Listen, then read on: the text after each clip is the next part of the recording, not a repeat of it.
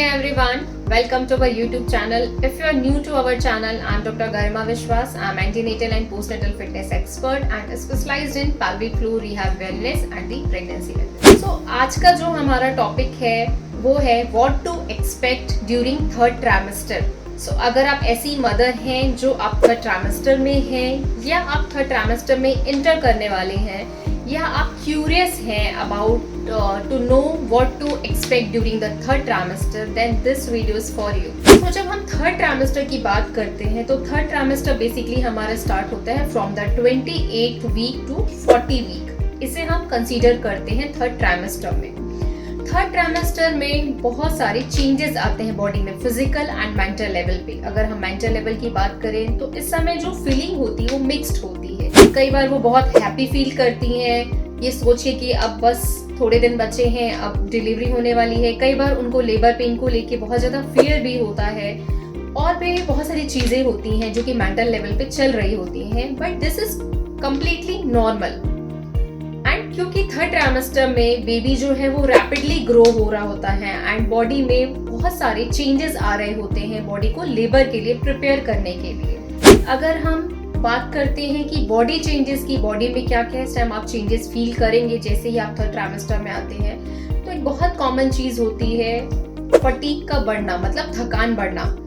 जो second trimester होता है वो हैप्पी फेज होता है, इस समय एनर्जेटिक होती हैं वुमेन्स, जो मदर्स होती हैं वो एनर्जेटिक होती है। लेकिन जैसे ही थर्ड ट्राइमेस्टर आता है बहुत सारी मदर कंप्लेन करती हैं कि अब उन्हें थकान बहुत ज़्यादा रहती है। थकान का रीज़न भी ये होता है कि इस समय बेबी रैपिडली ग्रो हो रहा होता है, आपका वेट गेन भी बहुत ज़्यादा हो चुका होता है, तो इस समय थोड़ा सा जो बॉडी में थकान है वो बढ़ जाती है और एनर्जी लेवल भी थोड़ा सा डाउन भी हो जाता है। बट अगेन ये अलग अलग फीमेल्स में अलग अलग कंडीशंस होती हैं, ज़रूरी नहीं है कि दो फीमेल में ये सारे सिम्टम्स एक जैसे हो। एंड अगर हम थकान के अलावा बात करें तो स्वेलिंग एक बहुत कॉमन चीज़ है। इस समय जैसे ही फीमेल्स थर्ड ट्राइमेस्टर में एंटर करती हैं तो मदर ये फील करती हैं कि अब उनके हाथों पैरों में स्वेलिंग ज़्यादा होने लग गई। उसका रीज़न ये है क्योंकि जैसे मैंने बताया कि बेबी जो है इस समय बहुत तेजी से ग्रो हो रहा होता है, तो आपके सारे ऑर्गन भी कंप्रेस हो रहे होते हैं और फ्लूइड रिटेंशन भी जो है वो बॉडी में बढ़ जाता है। इसकी वजह से आपको अपने हाथों और पैरों में इस टाइम स्वेलिंग देखने को मिलेगी। पर अगेन ये जरूरी नहीं है कि हर फीमेल में हाथों और पैरों में स्वेलिंग हो, ये डिपेंड करता है फीमेल टू फीमेल। कई फीमेल्स में कई मदर्स में फेस पे स्वेलिंग भी बहुत कॉमन है, सो this is completely normal. And swelling के अलावा बैक पेन एक बहुत कॉमन इश्यूज हैं जो कि मदर कंप्लेन करती थर्ड ट्राइमेस्टर में। तो बैक पेन क्योंकि इस समय फिजियोलॉजिकल बॉडी में बहुत चेंजेस हो रहे होते हैं, पोस्चरल चेंजेस होते हैं, वेट क्योंकि बहुत ज़्यादा बढ़ जाता है उसके कारण सारा प्रेशर जो है वो बैक पे आता है, तो बैक पेन भी आप इस समय फील करेंगे कि आपका जो बैक पेन है वो पहले से बढ़ गया है। एंड देन पेल्विक पेन, क्योंकि बेबी इस समय जैसे जैसे आप अपनी ड्यू डेट के पास पहुंचते हैं, आप लास्ट के कुछ वीक्स में होते हैं, तो बेबी नीचे की तरफ शिफ्ट होना शुरू कर देता है, तो उसकी वजह से पाल्विक प्रेशर फील होने लगता है। कई मदर ये कंप्लेन करती हैं कि आजकल मुझे चलने फिरने में बहुत दिक्कत होती है, बहुत हैवीनेस होती है मुझे पाल्विक एरिया पे, so this is again quite normal. And pelvic pressure जैसे मैंने अभी बताया कि बेबी नीचे की तरफ आ जाता है, उसकी वजह से पाल्विक प्रेशर पड़ता है, तो इसकी वजह से एक और चीज होती है यूरिन के लिए बार बार जाना, यूरिन फ्रीक्वेंसी का बढ़ना, क्योंकि जैसे ही बेबी जो है वो नीचे की तरफ शिफ्ट होता है तो वो आपके ब्लैडर को प्रेस करना शुरू कर देता है। तो इस समय अगर आप थोड़ा भी अमाउंट का वाटर का लेते हैं तो उसकी वजह से आपको बार बार यूरिन की फ्रीक्वेंसी जो है वो बढ़ जाती है। अब इसी से रिलेटेड एक और चीज होती है कि बार बार यूरिन होने के कारण मदर्स जो है वो कंप्लेन करती है उनकी रात में नींद नहीं होती है क्योंकि उन्हें बार बार यूरिन के लिए उठना पड़ता है। सो बॉडी चेंजेस के बाद अगर हम बात करते हैं मेंटल चेंजेस की, तो मेंटल लेवल पे और इमोशनल लेवल पे इस टाइम जो मदर्स होती है वो रोलर कोस्टर जैसी होती हैं। कभी कभी उन्हें बहुत अच्छा फील होता है, बहुत हैप्पी फील करती हैं और सडनली वो उन्हें बहुत टेंशन हो जाती है कि अब मेरी ड्यू डेट आ रही है, मैं कैसे करूँगी, चीज़ें कैसे होंगी, पेन किस तरीके से होगा। तो इस समय हमको इन सब चीज़ों को मैनेज करना है। ये तो हमने समझ लिया कि फिजिकल लेवल पे और मेंटल लेवल पे क्या क्या चेंजेस होंगे।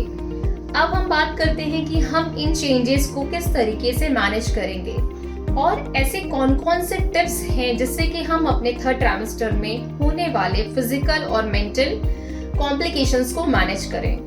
तो सबसे पहली चीज है स्टे एक्टिव। इस टाइम में भले ही आपके अंदर एनर्जी कम है, लेकिन किसी ना किसी फॉर्म ऑफ एक्सरसाइज में आपको रहना है।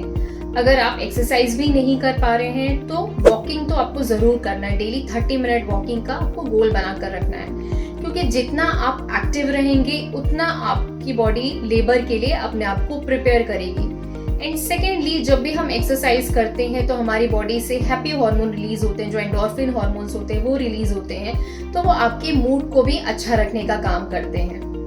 तो इसलिए किसी ना किसी फॉर्म को एक्सरसाइज को आपको चूज करना है और थ्रू आउट द प्रेगनेंसी आपको एक्टिव रहना है।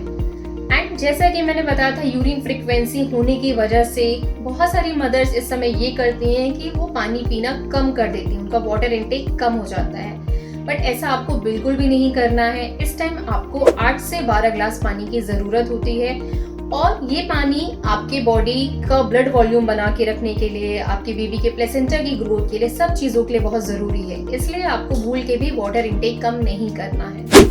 और क्योंकि बार बार यूरिन फ्रीक्वेंसी की वजह से जो फीमेल में रात भर नींद नहीं आने की प्रॉब्लम होती है, तो पहले भी मैंने इस चीज पे डिस्कस किया है कि अगर आपके साथ भी ऐसा होता है तो इस समय बहुत सारी मदर्स ये करती हैं कि उनको रात को नींद ना आने के बाद जब वो वापस अपनी जगह पे आती हैं तो वो मोबाइल देखना शुरू कर देती हैं। मेरे बहुत सारे स्टूडेंट्स यही करते हैं कि वो नींद नहीं आ रही, मोबाइल देखना शुरू कर देते हैं। बट ये बहुत गलत चीज़ है, क्योंकि जब भी आप किसी तरीके के इलेक्ट्रॉनिक गैजेट्स का रात में यूज़ करेंगे, आपका जो माइंड है वो और ज़्यादा स्टिमुलेट हो जाएगा, जो हमारा सिंपैथेटिक नर्वस सिस्टम होता है वो और एक्टिवेट होगा, तो उससे आपको नींद आने में और दिक्कत होगी। इसलिए हमेशा एक हैबिट बनाइए कि अपने बेड साइड में एक बुक रखिए, और जब भी आपको नींद नहीं आ रही है आप इस समय बुक पढ़ने की या कोई भी एक किसी चीज़ की रीडिंग की हैबिट डालिए, तो ये आपके लिए बहुत ज़्यादा बेनिफिशियल होगा। आपकी जो नींद नहीं आने की प्रॉब्लम है उसमें भी ये बहुत ज़्यादा हेल्प करेगा। और आप कोई बहुत सूदिंग म्यूजिक लगा सकते हैं, कोई मेडिटेशनल म्यूजिक लगा सकते हैं, तो ये सब भी आपको रिलैक्स करने में हेल्प करेंगे। और क्योंकि इस टाइम जितना हम अपनी बॉडी को लेबर के लिए फिजिकल रूप से प्रिपेयर कर रहे होते हैं, उतना ही हमें मेंटली प्रिपेयर करने की भी ज़रूरत होती है। तो इस टाइम आपको ये मेक श्योर करना है कि आप डेली अपने रूटीन में एटलीस्ट प्राणायाम, डीप ब्रीदिंग एक्सरसाइजेस, योग निद्रा, विजुअलाइजेशन टेक्निक्स, ये सब जरूर करिए। ये आपके माइंड को लेबर के लिए प्रिपेयर करने में हेल्प करता है और ये एक मेंटल स्टेबिलिटी देता है। तो ये सब चीज़ें हैं जो आप 3rd ट्राइमेस्टर में आप फेस करने वाले हैं, और उनको किस तरीके से मैनेज करना है।